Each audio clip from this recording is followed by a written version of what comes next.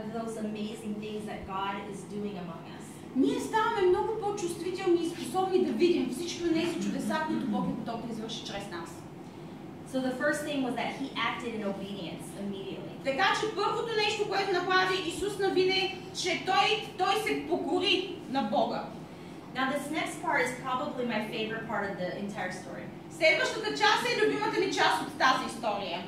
Because what happens next is he tells them that once they follow the priest, защото това, което им каза е, докато вие следвате свещениците, they are to stop at the water. Трябва да спрете до водата. Now, in a second, you'll read the passage to them. I did. No, the next passage, but not yet. Oh. In a second, you'll see that first of all, this river that they will cross.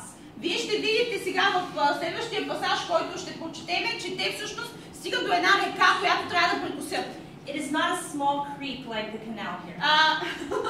Не е някакво малко каналче, като вашето е такова отпред, дето е пред църквата. It was high season, so the water was very, very deep. Това беше в най-високия сезон, в което наистина си беше бурна река, която течеше пред тях. And what God told the Israelites was that they should follow the Levites, or the priests, which are the Levites. И това, което каза Бог на Исус, и той им каза да следват левитите и свещениците.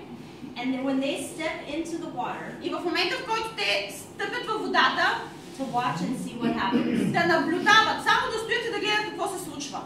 So can you please read to them